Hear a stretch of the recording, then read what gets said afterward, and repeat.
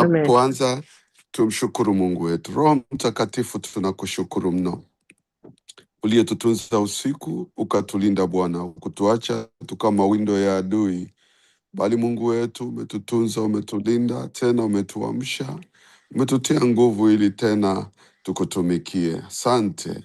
Katika jina la Yesu tusamehe tulipokukosa, tuoshe kwa damu yako.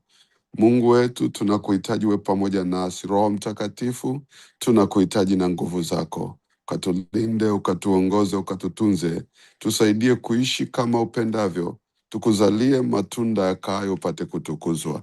Katika ibada hii tunapoianza, kaa nasi Roho Mtakatifu, tufundishe, tusikize yale ya kwako, utusaidie kuyashika, utusaidie kuyatenda. Nami nisaidie kuwa tawi, nikuzalie matunda yakayo. Katika jina la Yesu, amen. Amen. Ndugu zangu, kama tulivyozungumza juzi, tulisema tutaendelea na Roho Mtakatifu kidogo tena leo. Ni somo pana, hatuwezi kumaliza, lakini hebu tusogee kidogo, tupate mengine kidogo ya muhimu, maana hiki ndicho kipindi chenyewe kama kalenda ya kanisa ilivyo, ni afya tukapata kitu. Basi naomba tufungue Matendo ya Mitume mlango ule wa kwanza, ule mlango wa mstari wa 4 na wa 5. Matendo ya Mitume mlango wa kwanza mstari wa 4 na wa 5, alafu tutaenda Matendo mlango wa pili mstari wa kwanza mpaka wa 4. Matendo ya Mitume mlango wa kwanza mstari wa 4 hata wa 5, anasema hivi: hata alipokuwa amekutana nao, yani Yesu, aliwaagiza wasitoke Yerusalemu, bali waingoje ahadi ya Baba, ambayo mlisikia habari zake kwangu, ya kwamba Yohana alibatiza kwa maji, bali ninyi mtabatizwa katika Roho Mtakatifu baada ya siku hizi chache. Twende Matendo mlango wa pili mstari wa kwanza hata wa 4.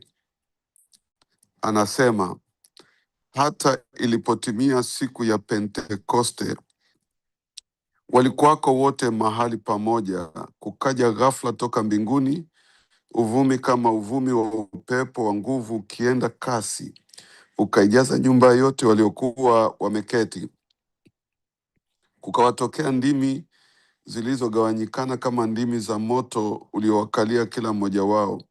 Wote wakajazwa Roho Mtakatifu, wakaanza kusema kwa lugha nyingine kama Roho alivyowajalia kutamka. Ni kipindi kile ambapo, tukianza na hii Matendo moja, ni siku ile Yesu ya kupaa, ile siku anapaa, akawakumbusha wanafunzi wake ahadi ya Mungu Baba kwao, kwamba hata waacha yatima, ataleta msaidizi mwingine. Kama nakumbuka juzi tuliongea ibada iliyopita. Sasa huu mstari wa 4 na wa 5 anasema walipokutanika akawakumbusha, na mwandishi wa kitabu hiki cha Matendo ya Mitume Luka anaeleza, anasema kama mlivyosikia habari zake kwangu, kwa sababu aliandika habari hizo, kwamba wasiondoke Yerusalemu kwenda kutumika mpaka wangoje ahadi ya Baba, ambayo ni pale mstari wa 5 anazungumza, asema wabatizwe kwa Roho Mtakatifu, wabatizwe kwa Roho Mtakatifu. Kwa hiyo waingoje ile ahadi ya Baba, ndipo watoke kutumika. Wakati ule walipoenda kutumika wakiwa na Yesu, Yesu alikuwa ndio msaada wao, alikwenda pamoja nao, aliwawezesha. Hata alipowatuma kumtangulia kwenda peke yao, lakini kumbuka Yesu ni Mungu, alienda pamoja nao kwa jinsi ya rohoni kuwawezesha kufanya ile kazi, kiasi kwamba kuna siku walirudi wakasema, hata mapepo anatutii kwa jina lako. Walikwenda kwa jina la Yesu wakamtumikia. Kwa hiyo hapa tunasoma, anawaambia wasubiri ahadi za Baba. Ule mstari wa 5 anasema ya kwamba Yohana alibatiza kwa maji, bali ninyi mtabatizwa kwa Roho Mtakatifu. Alafu akasema baada ya siku hizi chache, kwa wakati huo. Kwa hiyo anazungumzia juu ya ubatizo wa Roho Mtakatifu. Huu unaoitwa ubatizo wa Roho Mtakatifu ni tofauti na Roho Mtakatifu kuingia ndani mwako wakati ukimpokea Yesu. Na hili neno ubatizo wa Roho Mtakatifu, ukisoma kwenye Biblia, umetumia maneno mbalimbali. Hata katika Matendo 2 tuliyosoma, anasema wakajazwa Roho Mtakatifu. Kwa lugha nyingine ya kubatizwa na Roho Mtakatifu ni kujazwa Roho Mtakatifu, au sehemu nyingine kushukiwa na Roho Mtakatifu, au lugha nyingine kumpokea Roho Mtakatifu. Imetumika katika Biblia maneno haya sehemu mbalimbali.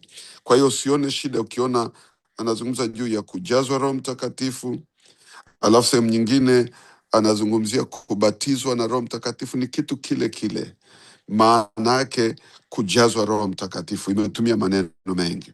Sasa hii ahadi tunaisoma sasa Matendo mlango wa 2 pale, kwamba ilipotimia siku ya Pentekoste. Hii siku inayoitwa ya Pentekoste, pamoja na kwamba Pentekoste ni jina la dhehebu, lakini hii siku ya Pentekoste ni siku ambayo Mungu amewatengea wana wa Israeli tangu walipotoka Misri. Walipotoka Misri, aliwapa agizo namna ya kwenda mbele zake, na kimojawapo ni siku inaitwa Pentekoste. Kwanza neno Pentekoste ni 50, 50.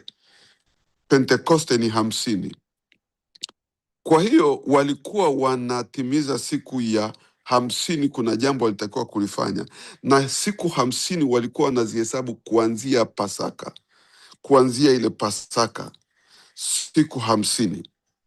Kumbuka ile Pasaka ina siku 40, Yesu akapaa, alafu naongeza siku 10, Pentekoste. Kwa hiyo walipewa, na hii siku kuna tendo maalum walikuwa wanalifanya, na ndio maana ukisoma pale mbele kuanzia mstari wa 5 utaona walikuwa watu wengi kutoka maeneo mengi walikusanyika. Ni kwa sababu hawa ni Wayahudi waliokuwa katika maeneo mbalimbali, nchi mbalimbali duniani. Kusoma pale ni kama 17 hivi, maeneo 17 walitawanyika huko, wakaishi, wakazaliwa huko, wakajua lugha za huko.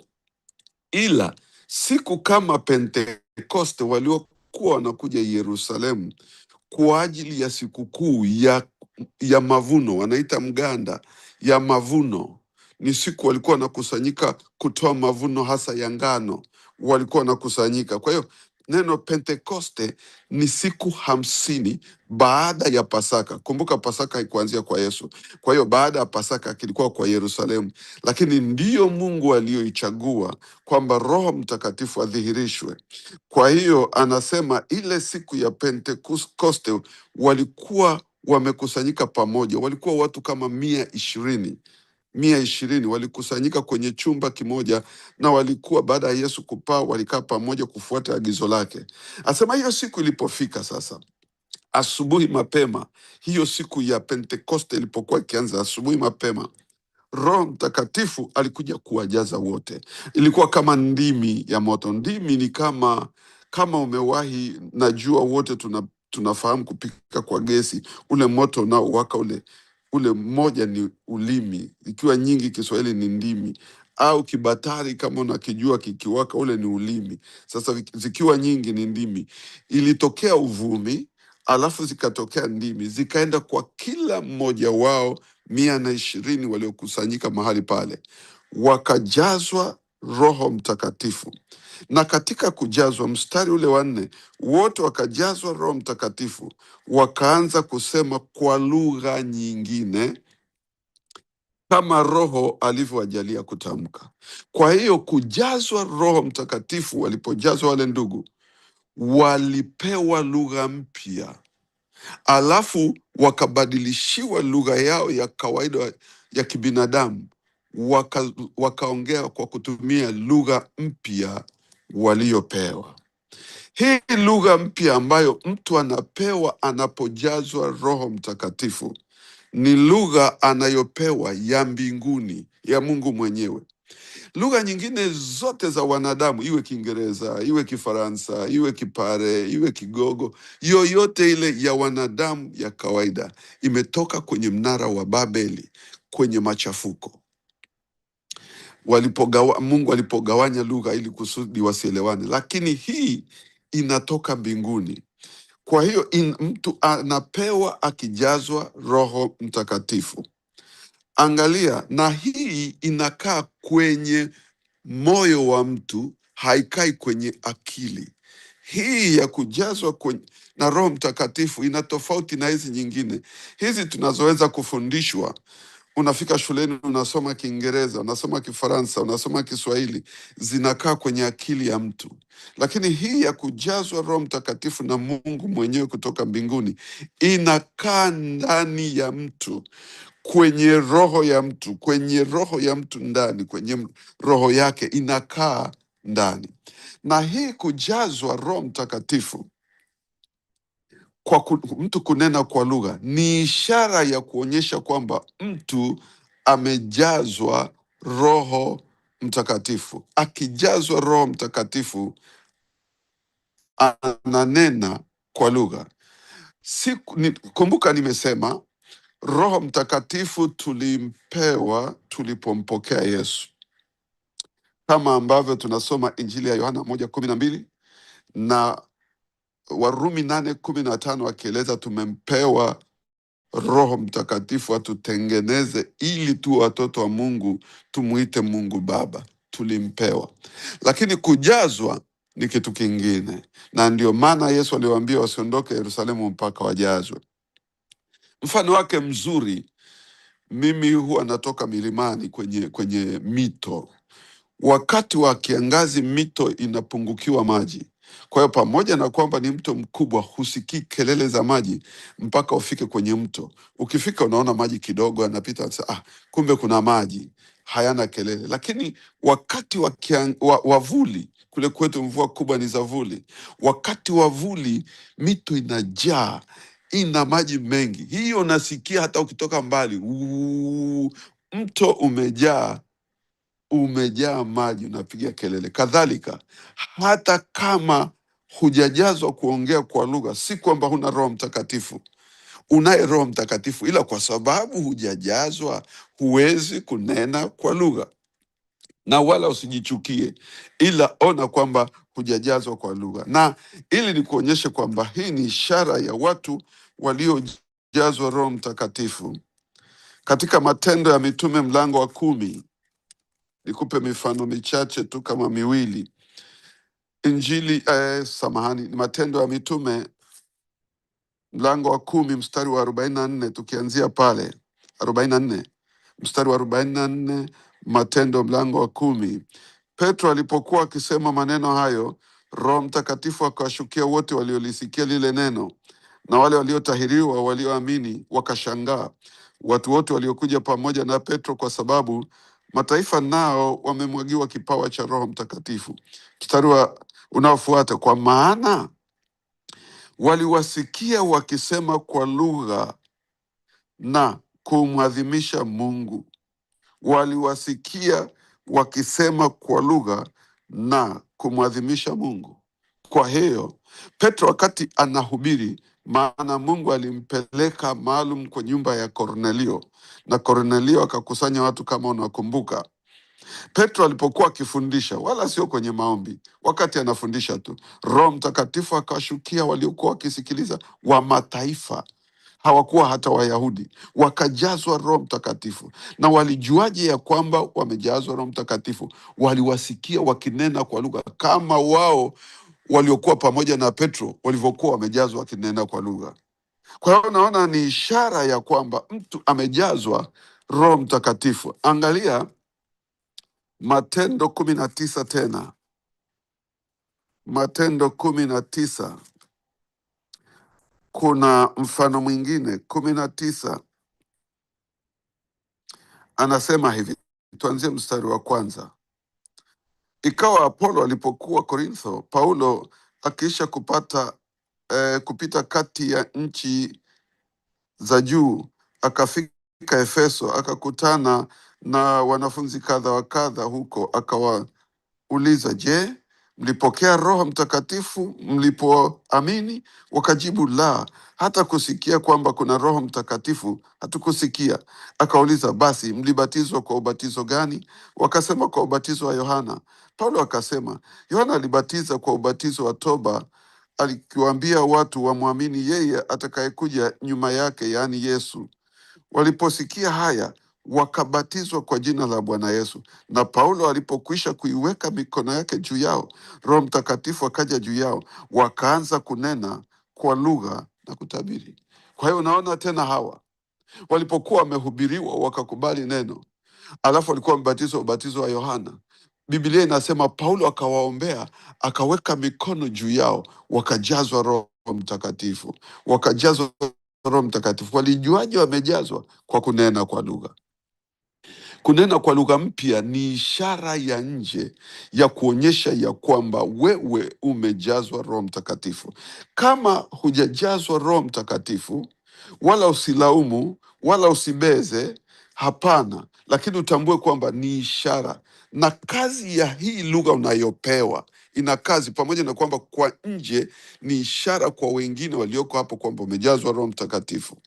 Wala usiigize ya mtu, unapewa ya kwako, wala ya kwako haiwezi kufanana na jirani, ila zote kama ni za Roho Mtakatifu zina utamu wake wa kimbingu ambao unajua kabisa hii siyo ya Ibilisi, maana Ibilisi anaigizaga, lakini umejazwa, ni ya kwako, na ina kazi kuu moja, ni kwa ajili ya maombi yako binafsi, ni kwa ajili yako kuitumia unapokuwa kwenye maombi, unapokuwa kwenye maombi.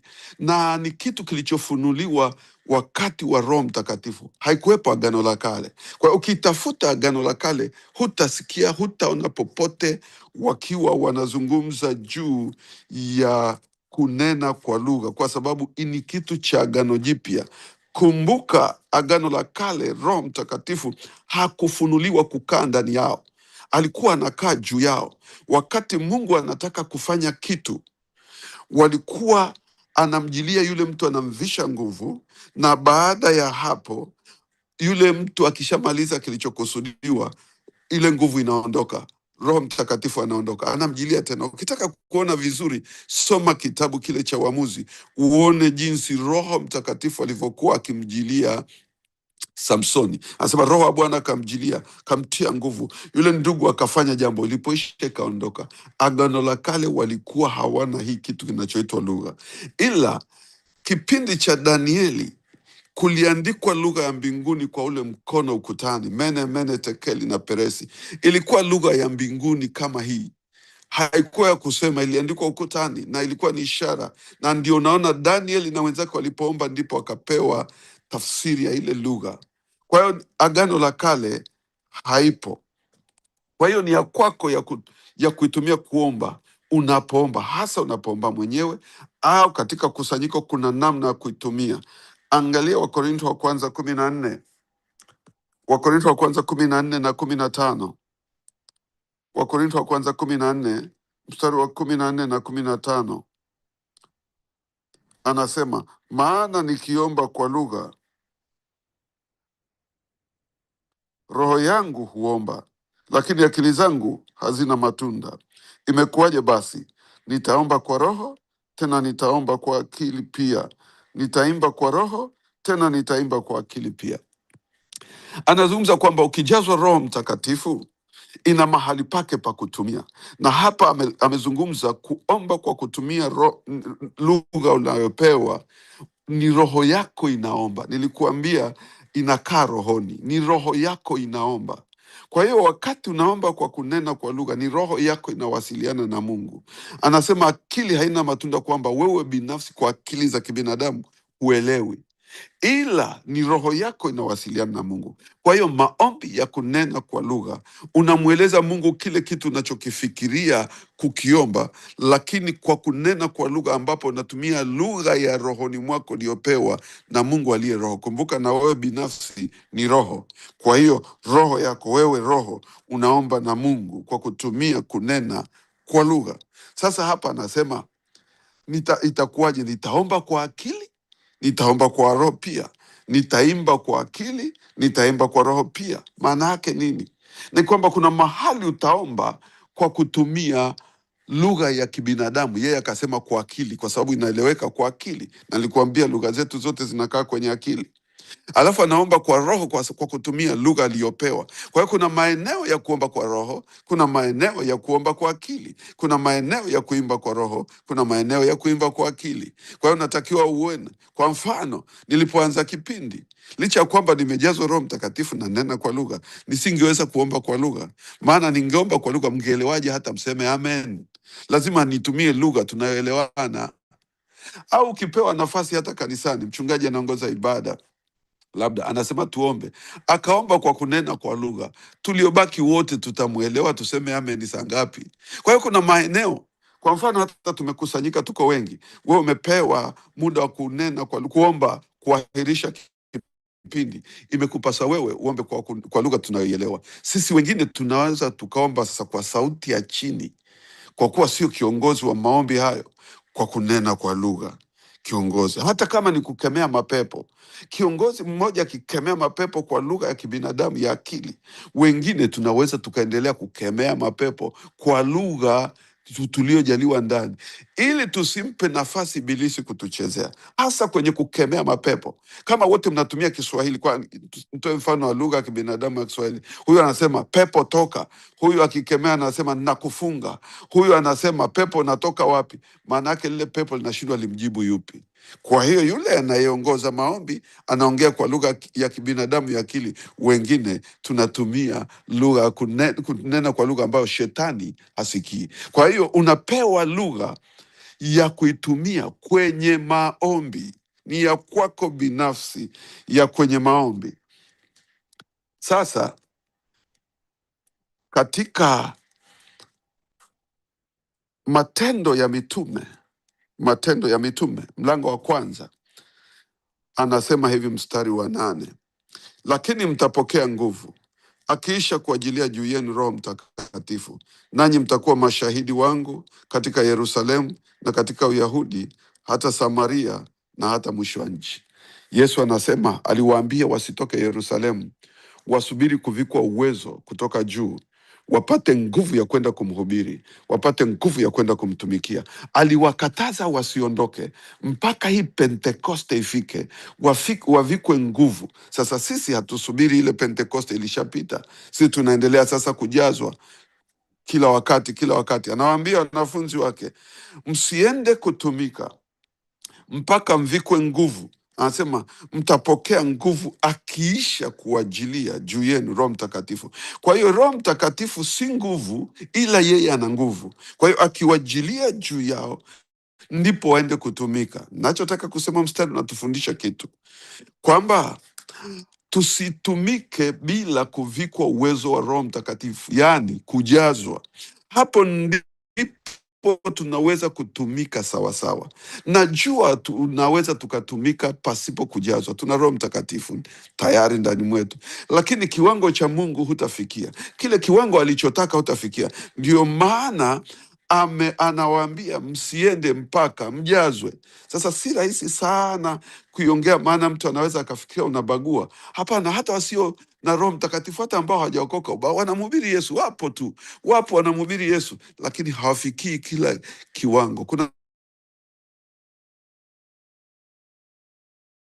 mahali utakwama, kuna mahali utafikia kipimo cha Mungu, lakini ukijazwa Roho Mtakatifu ndipo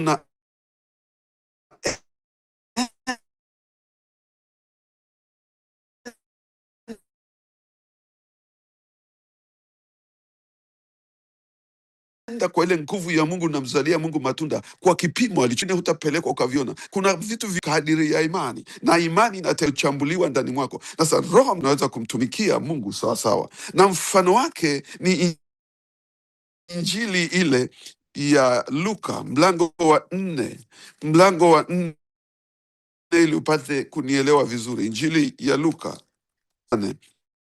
anasema hivi katika Injili ya Luka 4:18, ule mstari wa 18, Yesu anasema, Roho wa Bwana yu juu yangu, kwa maana amenitia mafuta kuwahubiri maskini habari njema. Yesu mwenyewe anatuambia alipoenda kuhubiri, alihubiri kwa msaada wa Roho Mtakatifu kuwa juu yake. Kwa hiyo mimi ni nani niende kuhubiri bila Roho Mtakatifu kuwa juu yangu? Kumbuka juzi tulizungumza juu ya Roho Mtakatifu kuwa ndani yangu, ndani yako, ndani ya mwanadamu. Hapa anazungumzia Roho Mtakatifu kuwa juu yako. Maana yake kiutumike, kuwa juu yako ni ili uweze kutumika, na Yesu mwenyewe alikuja amejazwa Roho Mtakatifu apate kutumika ili umzalie Mungu matunda sawasawa. Sasa katika habari hizi za kujazwa, Injili ya Yohana mlango ule wa 7 mstari wa 37 pale tukianzia, anasema hivi: hata siku ya mwisho Yesu akasimama akapaza sauti yake akasema, mtu akiona kiu na aje kwangu anywe. Aniaminie mimi, kama maandiko yatatoka ndani yake. Yesu anazungumza juu ya kiu. Hii mstari anasema aonaye, anachozungumza ni uwe na kiu, uwe na kiu ya kujazwa. Usipinge, usidharau, usilaumu. Na moreover inasema katika hali ya kawaida, anasema hujafanya utafiti usiseme lolote. No research, no right to speak. Hujafanya usiseme, kuliko kulaumu na nini. Hapana, hapa anasema uwe na hamu, uwe na kiu. Alafu anasema mito ya maji yaliyo hai yatatoka ndani mwake. Ile ya mlango wa 4 wa Yohana tuliosoma juzi yanabubujikia ndani yake. Hii inasema yatatoka ndani yake. Kwa hiyo ukijazwa Roho Mtakatifu, maji, na hapo mbele akasema ndani mwako kuwaendea wengine. Maana anakutaka ujazwe, lakini ili ujazwe uwe na kiu. Ukifika kwa Yesu na kiu, anayekujaza ni Mungu mwenyewe, sio dhehebu, sio mwanadamu yeyote kwa jina lolote analoitwa. Ni Mungu mwenyewe anakujaza ili sasa upate nguvu ya kumtumikia. Alafu hapo ndipo unaweza kuwaendea wengine, na mfano wake mzuri wa kuwaendea wengine, Wakorintho wa kwanza mlango wa 12 utasoma mpaka wa 11. Wakorintho wa kwanza mlango wa 12 mstari wa 4 mpaka wa 11, akizungumza juu ya karama mbalimbali, vitendea kazi mbalimbali vya kukusaidia ufanye kazi ya Mungu sawa sawa. Hivyo ni vitendea kazi. Anapozungumza pale anasema tunapewa kwa kusaidie na wenzako. Maana yake ya kile kitendea kazi kinachoitwa karama ni kama vile mwalimu akienda kufundisha darasani, anakuwa na ubao, anakuwa na choki. Mkulima anakuwa na jembe, anakuwa na panga. Sekretari anakuwa na kompyuta. Yaani kila mtu kazi yake anakuwa na kifaa. Na wewe Yesu akikujaza Roho Mtakatifu, akikuweka ili umtumikie, anakupa kitendea kazi. Kitendea kazi kinaitwa karama na kipawa. Anakupa karama. Karama ni kwa mtu tu aliyejazwa Roho Mtakatifu vimsaidie kwa ajili ya utendaji wa kazi. Kipawa tulizungumza nyuma kidogo, anapewa mtu apomtumikia katika maisha. Mungu atusaidie tuendelee kuwa na kiu, maana hata kujazwa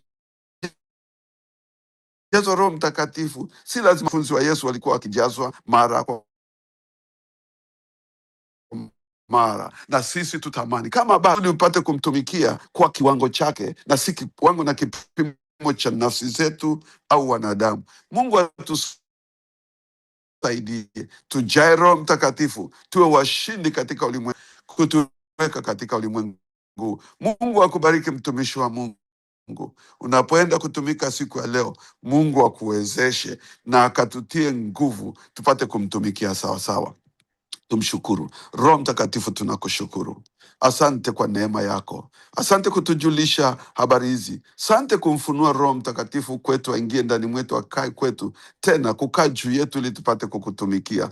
Mungu tusaidie, ikiwepo yoyote anayesikia bado hajajazwa Roho Mtakatifu, kama ulivyosema, naomba ukaumbe ndani mwake kiu, ukamfikishe mahali ambapo atajazwa Roho Mtakatifu, akutumikie kwa kipimo chako uliyesema tusitoke kwenda kutumika mpaka tujazwe Roho Mtakatifu. Wewe ni mwaminifu Bwana, ukatubarikie watu wako tunapoanza siku ya leo na kwenda kwenye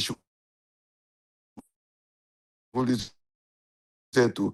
Uso wako ukaende pamoja na maajabu yako. Tubarikie Bwana, tunakuamini wewe, katika jina la Yesu, amen.